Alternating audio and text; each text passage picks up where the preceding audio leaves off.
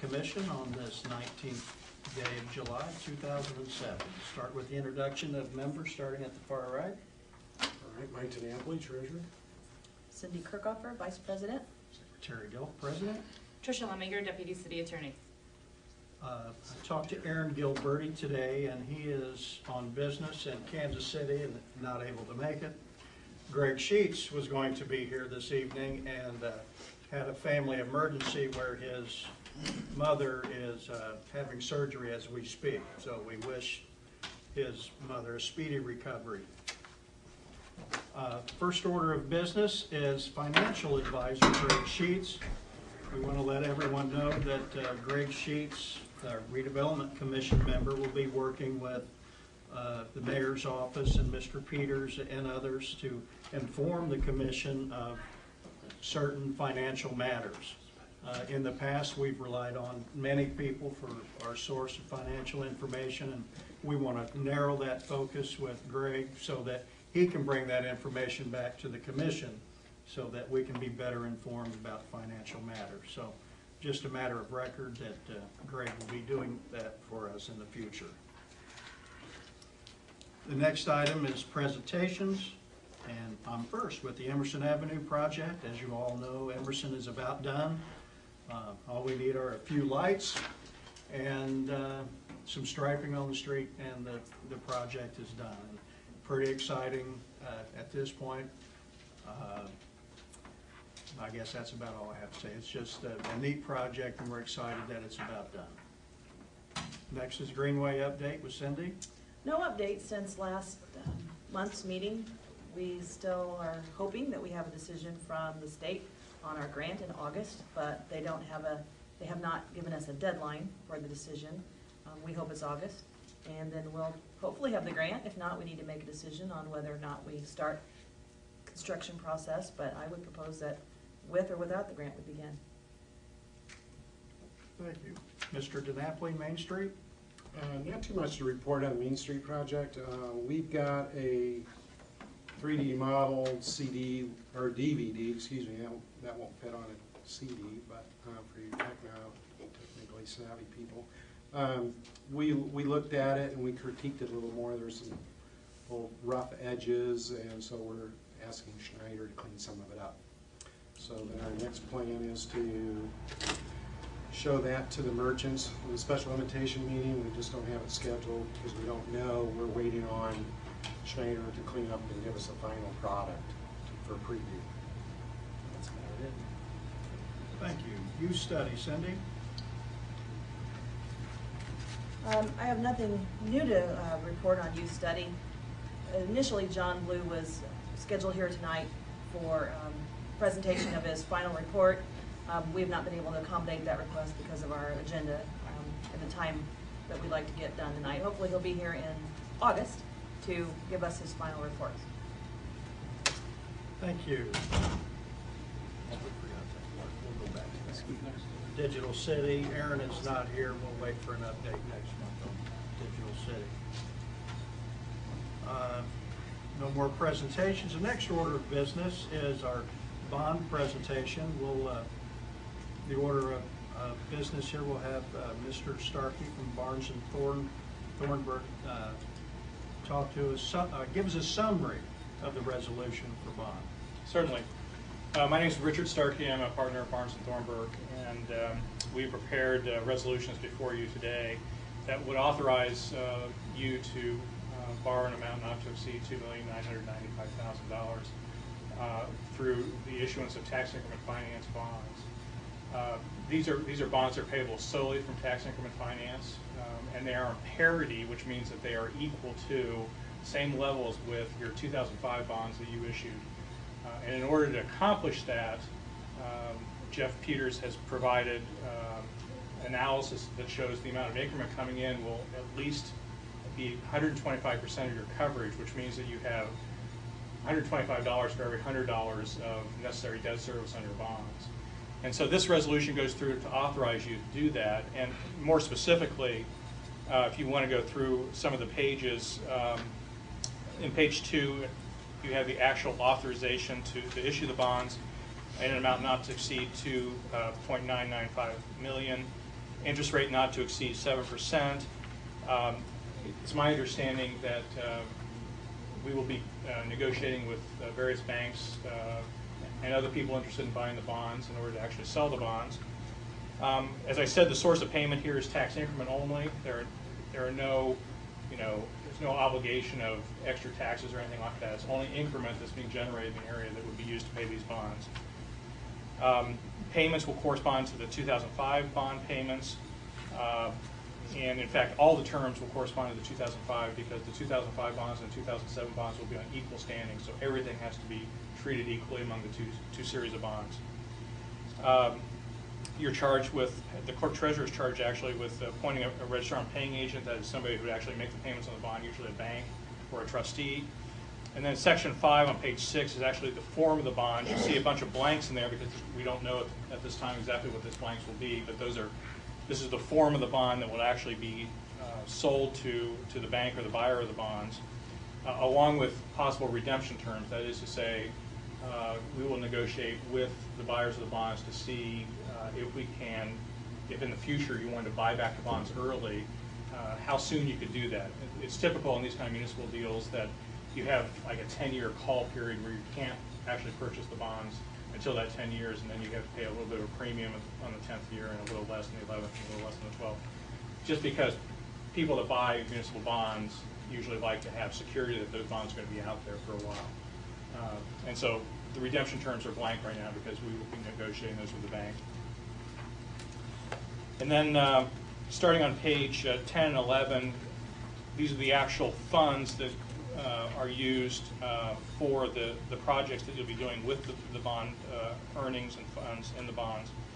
So there's a capital fund where the money actually gets put into, the $2,995,000 actually gets put into that capital fund used for expenditures for the projects. There's an allocation fund, which is actually the fund that collects all the tip increment coming in from the city, from all the excess increment that's generated in the area. And that allocation fund goes there and is held there until used for the debt service on the bonds.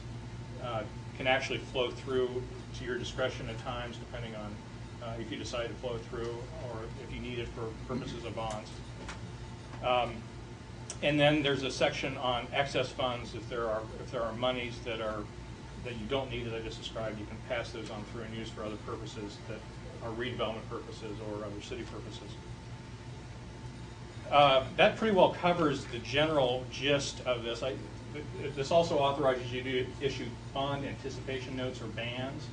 I don't know if that's really contemplated at this point. It may be, but it's in order to give you the broadest possible ability to be flexible, we've authorized the issuance of bond anticipation notes. And basically what those are is that if you went to a local bank and they didn't want to buy a long-term bond, but they wanted to buy something shorter for a certain period of time, you could sell them that band, that anticipation note, with the idea that you'll issue bonds in the future to take that band out and refund it.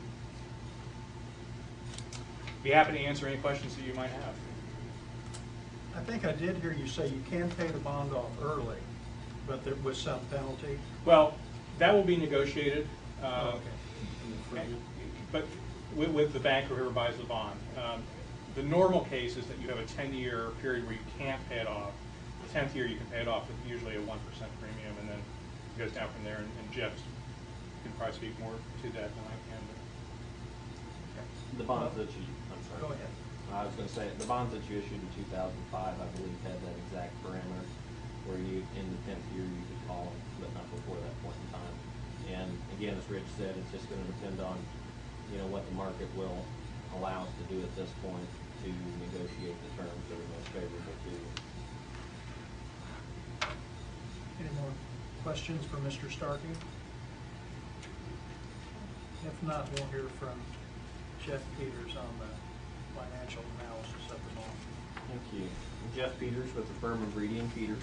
And, as you remember in 2005, as you set up your commission and developed your projects that you wanted to do, and we talked about financing and did the initial set of bond issuance to start pursuing those projects. One of the requirements in that bond is you couldn't issue any additional bonds until you could cover 125% of the debt service of both those bonds that were outstanding in '05 and then any that you were going to issue in future years. As you know, you've looked at amending the area somewhat to capture some other increment that is contiguous to the TIF area, and you've added those in. We have looked at the revenue stream from the existing area plus your expansions that have been filed with the county and properly adopted.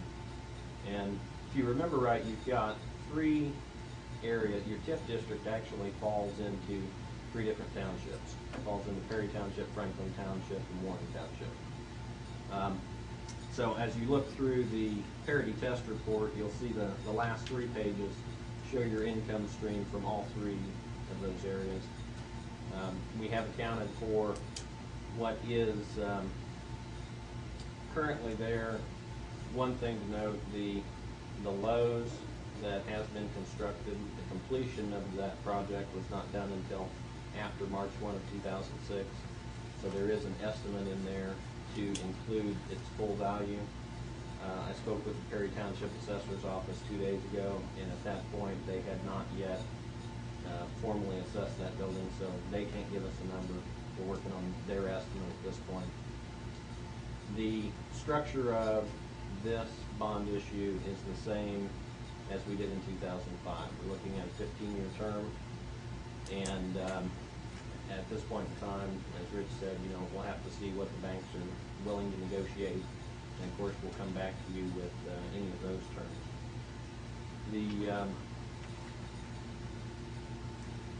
The report lays out for you in detail your existing 2005 bonds plus the impact of the '06, and then it runs together both the expenses and the revenues to show you what the coverage is.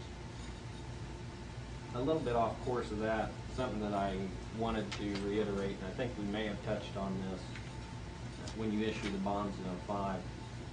A lot of times we get questions from other units of government as to what their impact is.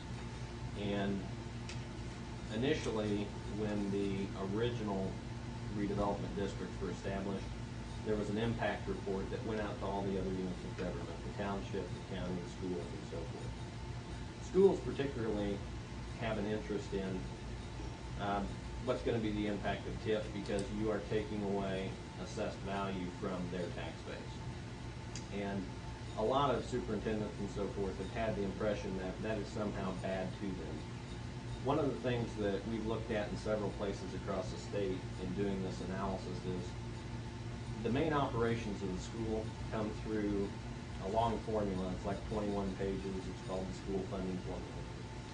In that formula, it is rate driven for the amount of local property taxes that you put in, and the difference between the local money that you put in and the total amount of money that the school is going to get is made up by state monies. So what we found out is, over time, when you restrict assessed value from the school's tax base, you actually, because it's a rate-driven formula, you put in less local property tax dollars, and you generate more state dollars coming to your community to service the school operations. And specifically, we ran this analysis for Beech Grove, and as of the billing records that came out for Marion County for '07, the current increment is $15,419,324. If we look at the school funding formula, that equates to a little over $108,000. So, because that $15 million is segregated from the school's tax base, the people of Beech Grove have really put in $108,000 less annually to fund the schools, and that has been made up dollar for dollar by the state.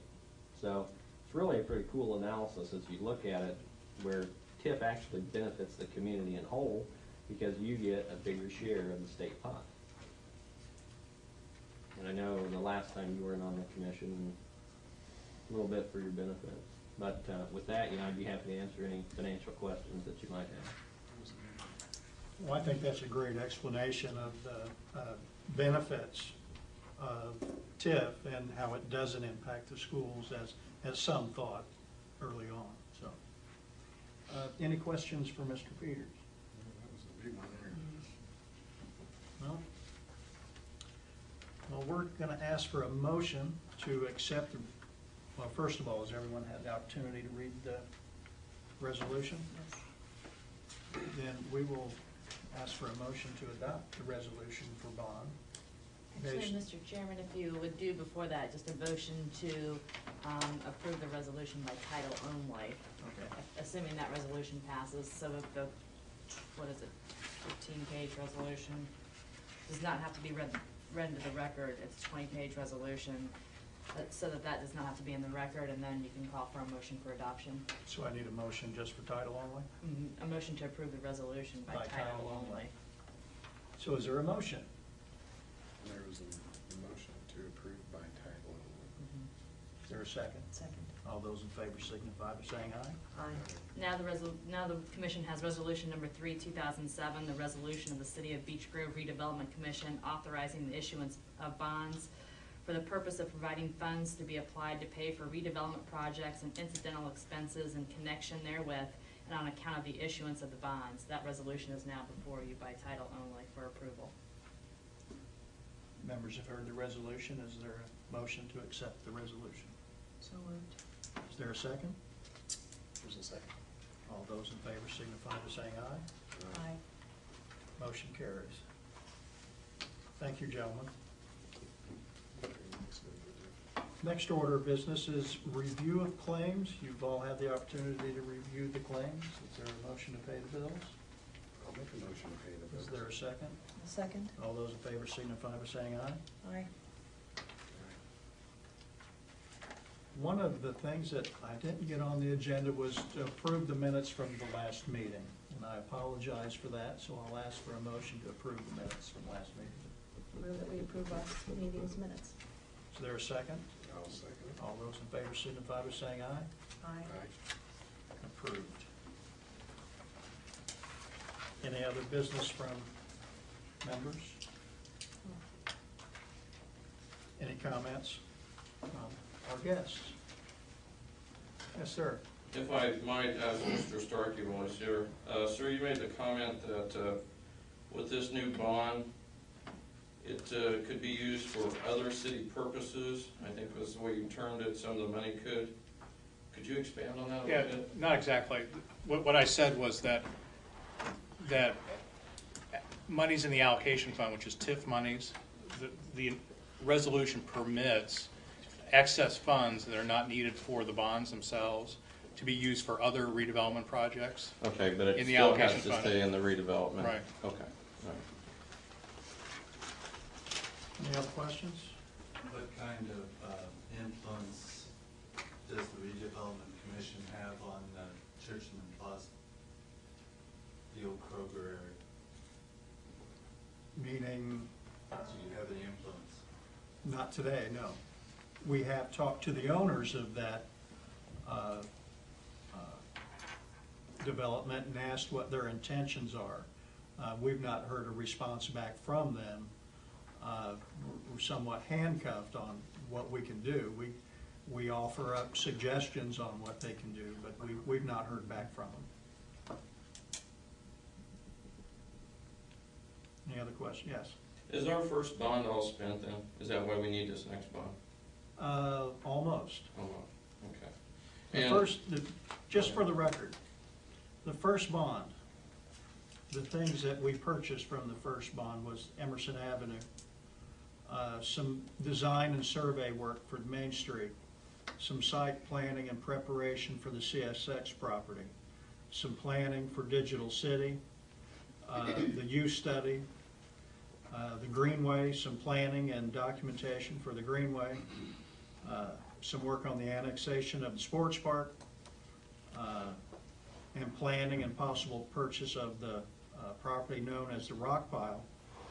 And there are some soft costs included in all that, which are the attorney fees that we needed to form this entity early on. We paid the city back for the legal fees to form this committee. Those are all the things that we purchased with the first bond. Now the next bond, we have the Greenway, which we've applied for a grant, the state, for $1 million, and if we get that grant, we have to match those funds. And with that, we have to spend our money first to get their money. So that's $1 million. Everyone knows about Digital City. You've heard that. That's $800,000 to implement Digital City. And we want to put some money back into the neighborhoods. You've heard talk about the Park Grove community, where we want to pave some streets and redo some sidewalks and curbing. If anyone goes through that addition now, you'll notice that the streets have been paved over so many times that the curb is about 1 inch tall now. So when a heavy rain, that rainwater ends up in those people's yards. A lot of flooding occurs there. The other project that we have is an alley project, which is behind the businesses on Emerson Avenue, where First Street went away. Their parking went away also. When the wall came down, First Street is gone.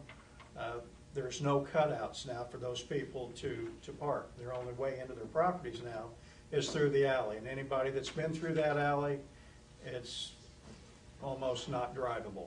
So we want to redo those alleys. Those are the two things that we want to pump back into the city. So that's what we plan to do with the money. Any other questions? I have another one if anybody else is. So there's no plans in this money to purchase property? No. Okay. And if you're going to work in Park Grove, does that mean you've designated Park Grove as a blighted area? No. Okay, so We have the ability to pump money back into the neighborhoods with the way the funding structure is now. okay, so because when this first started, and correct me if I'm wrong, everything had to be connected TIF-wise by a street or something like that. So, and we're referring to the housing addition there at 17th and Main. What is that, southwest corner? Okay, so is Main Street a TIF area now, or just No. just so I understand, just the RDC has the ability, authority, whatever you want to say, to go into a neighborhood if they feel that's going to benefit the neighborhood and spend the RDC money. Okay. Who authorizes that authority? Who authorizes? That question he just asked, you have the authority to go in any neighborhood, and where is Well, that we have- authority derived from? We have a list of projects that we're working from, and this is the one that we thought was a priority for the city. Well, I wanted to comment on Denny's comment. That was the way it was explained to us about the TIF monies. Mhm. It all had to be connected, and the TIF monies could only be spent on TIF areas primarily. And so that's a surprise to me that TIF money can be spent throughout the city, even on non-TIF areas. Got a question here? Can I break from that subject just a little bit? Sure. We have learned that the Fountain Square area and the other areas around that have joined together as a citizens group, and they're going through the neighborhoods and helping clean up the neighborhoods. Has Beech Grove considered doing anything like that, just a group of citizens to help address some of the problems of the homes in their particular area?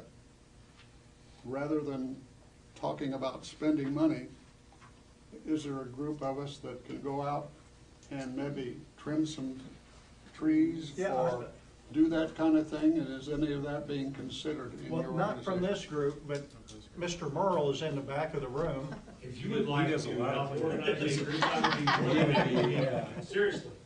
Because I agree with you. There are those homes out there, we all know it, and I think there is, every city there is, but I sure don't mind spending time to get a group of people together to try to improve it. I'm all for that. And I'm sure there's probably more people that would know. That would be- There's a friend of ours that asked this question because she learned about this other group out there, and she wondered if there was somebody doing that in Beech Grove, and apparently there is not. There is not, that's true. Okay. All right, well, always just let it ride right there for now. Well, I'll And be the glad Girl to. Scouts, Okay. let's see. Any other questions? Just for Mr. Peters, I think, I forgot which one said. Is it safe then, the way you explained how the schools benefit from the TIF funds, that the schools have been benefiting all along from the 2005 bonds? Well, and even back to before we issued the bonds, those TIF areas were established, I think, around 2000 or 2001. Yeah. So it started at that point in time. Whatever was segregated from the tax base of the school generated that shift from local dollars to state dollars. So, you know, you could go back if you would want to run all those years. You know, obviously it's a smaller amount in those years.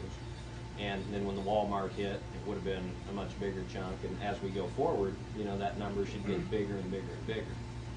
But yeah, you should be able to go back and you could quantify what that amount is. And where did that money go at that time? I mean, I know the answer, but, I mean. Where did which I don't money? think the community realizes that when they made those TIF areas, where did that money go? To Marion County we didn't have any control or say so on it. No, you guys had the money. The money was collected. There wasn't much there, but if you remember when we issued the original bonds, there was a sum of TIF monies there. Yeah. It was $20,000-$30,000 maybe that had accumulated over 4 or 5 years. So, you know, originally when those areas were carved out and set up, you know, there was good foresight there that, you know, those things would develop, and, you know, now we've seen that they're really starting to produce a lot of revenue. Then the school board would have determined how those funds are used, distributed. The school's money? The school board, yes. Yeah, they would determine, you know, what their spending is. I mean, they would allocate. They would How allocate, those really, funds theoretically. yeah, more of the conversation with schools is that when they designate allocation areas that take away that assessed value, it's pretty much invisible to the school. It's just more of their funding comes from the state than local dollars. So when they look at their operating fund in the general fund of the school, it's invisible to them. They've had no revenue loss at all. But, you know, we've been doing this for the last 10 or 12 years, and we've seen all over the state that superintendents and school systems were somehow put under the belief that TIF damaged them in some capacity. And, you know, that's one of the things whenever we go out and we talk about, you know, redevelopment and the effect on school. And like I say, we've done this analysis from both ends of the state to, you know, try and educate people that that's really not the case. The school is basically it's invisible to them, so it makes no difference to them. And the community as a whole benefits because they draw more state funds and put in less of their own local dollars. Does this have to go in front of the council to be approved for this loan? Is there, like say you want $5 million, would that have to go in front of the council for $10 million, or is there a limit where you can say I want $50 million?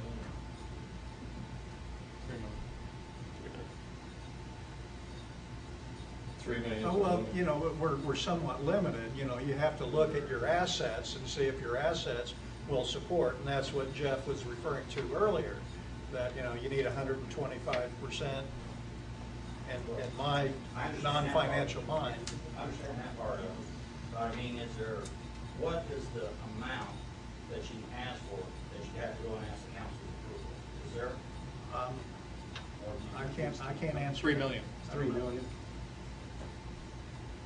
You said to Mr. Carpenter, whose authority was it to repay South Grove? Park Group. Or to work Park Grove, to work on Park Grove?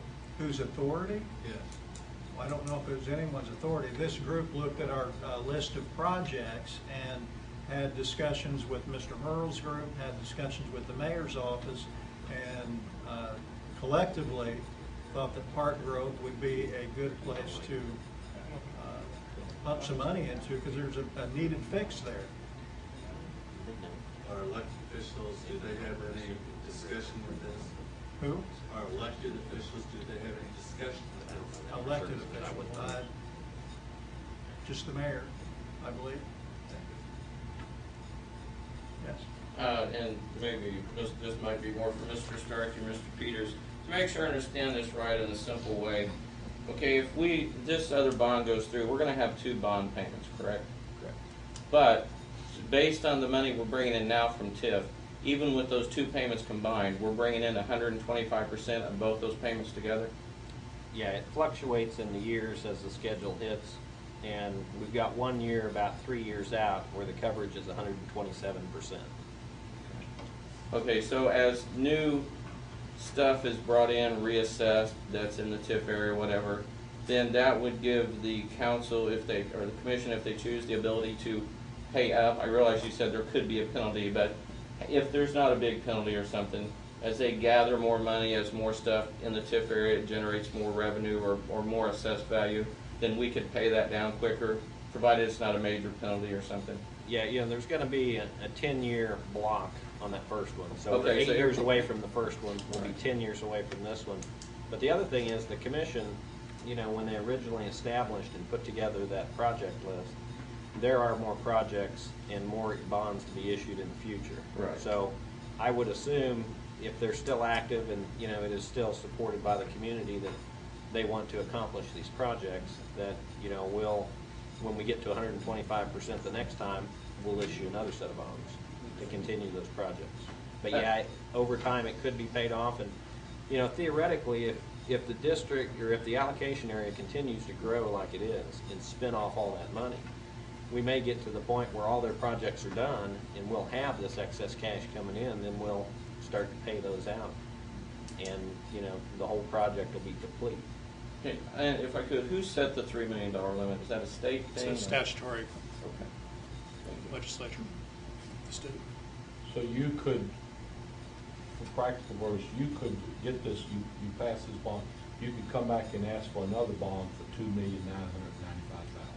Well, if the financial No, support. I mean, just saying, you could get it in increments of less than $3 million, you could get it. Is that correct? Well, the statute provides that you can't parcel out, cut up projects to do that very thing that you're talking about. You have to have distinct projects that would support that. I'm still I need clarification on this again. I want to make it very, very clear to me. Your TIF money can go to be spent throughout the city and however you feel it's needed.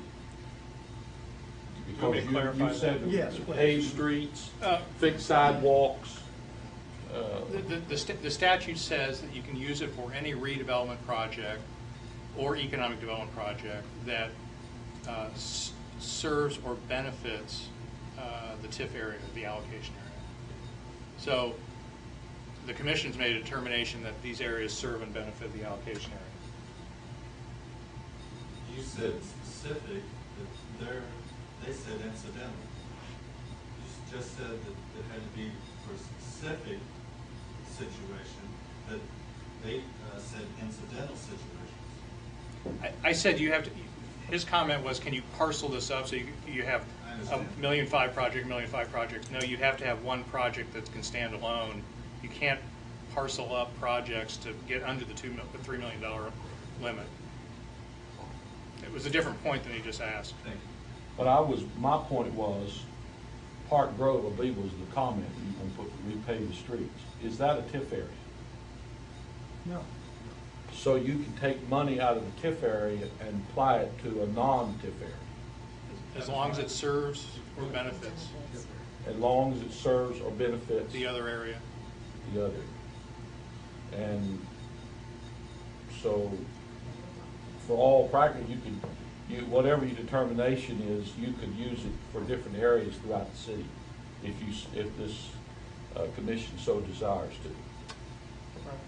Okay, that's all I need. Yes, ma'am. I have a question. You are the redevelopment committee, correct? What about the buildings and the companies that are standing, like you just asked about the old Kroger store, and you said you can't do anything about it? What about the filling stations on the corner of Church and Emirates, especially in that city? Yeah, I mean, that thing looks horrible. It's sold. So what are they, I mean, do we have any rules in Beach Grove when a company moves out and went out of business, that they have to clean up their properties? I say this, and I think I'm okay. My understanding is they are removing the gas pumps and the building, and it hasn't been determined what's going in there yet. But I called them, and the plans are to clean that up as soon as they have time. I mean, I think they have plans that have to go to the state, and has to be okayed. My understanding is they're removing all that. What's gonna go in there, I do not know, ma'am. Well, what about the companies that are on Emerson Avenue where you've spent so much money to clean it up, and it does look good? For instance, you've got that radiator shop across the street. I mean, it needs painted, their thing needs paved, it needs some bushes around it. I mean, we're cleaning up and working hard to improve Beach Grove, but you've still got a lot of businesses that sit around there that don't look that good. Do you have anything to say to them people, or can they do whatever they want? Well, I would say that with those people, I mean, there's guidelines that we have to go by. We can't force you, if it gets so bad, Then the health department can then force things to happen, but it's kind of like your house or my house. It may not be as attractive as some people want it to be, but if it doesn't fall outside of guidelines that are the law, there's not a lot we can do. You just hope that making things better, other people want to make things better too. Okay, but I know you spent so much money cleaning it up, and it really looks good. Thank you. Yeah, it looks great. Mhm. But to answer your question, yes, we do work with some businesses.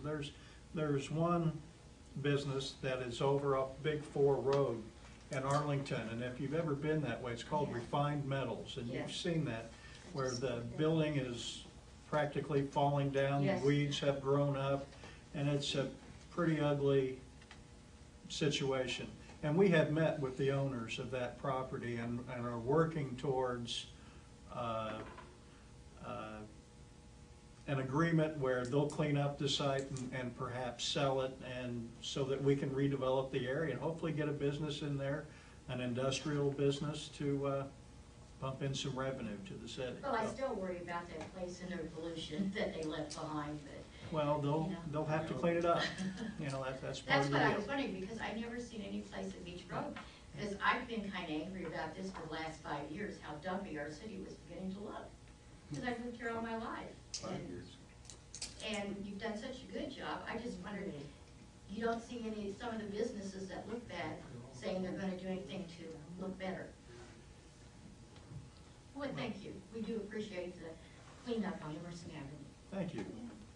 What happened to the plans for the changes that were going to take place on the corner of Main and Sherman Drive?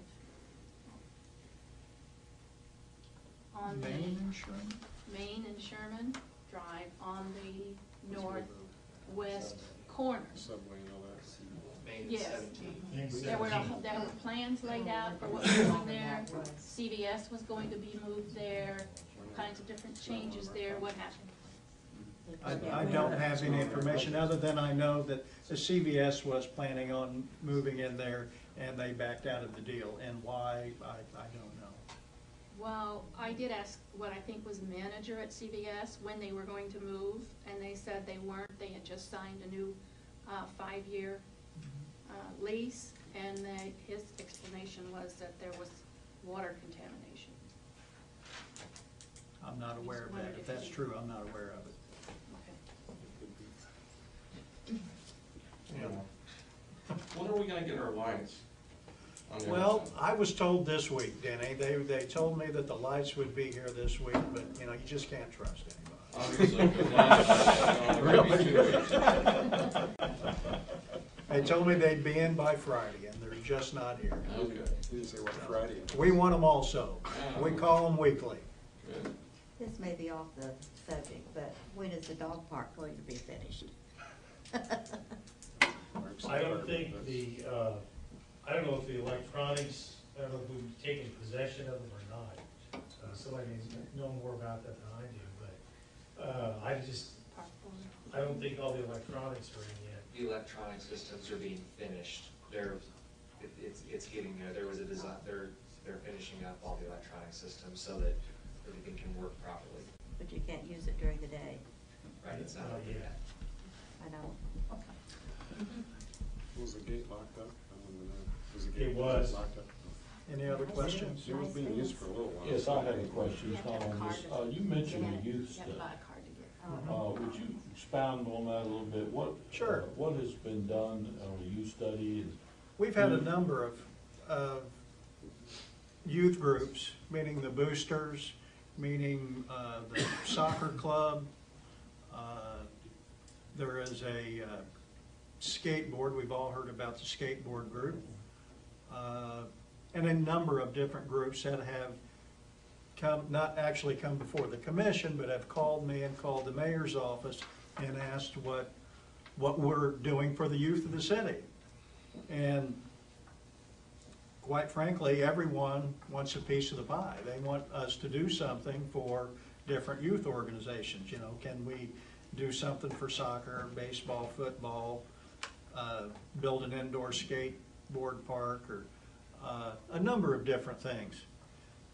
Rather than, and one of the swimming pool, a venue for the arts, for just a whole host of things. All those people coming to the mayor's office are coming here asking what we can do.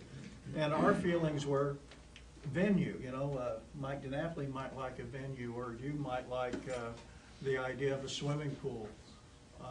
We thought it would be best to find out what we really need and want. So the idea was to go to the schools, interview people, understand what this community would support. So that was the whole idea behind the youth study, and try to understand if we're going to pump some money back into the community for the youth, we want to pump it into the right place rather than have a swimming pool that we won't use, or a venue that's never used. So we think it's money well spent. We're about to get that report back, and who's doing that? it's a company called Innovative Creations, and they've been working on it for about a year, and pretty extensive study. And what is that? Have they been paid anything, or is that? They've been paid as they go along, doing things, yeah. It's not complete yet. The next meeting, if you'd like to attend, John Blue is the owner of Innovative Creations, and he'll be here to present his findings on the survey. At the next meeting? Yes.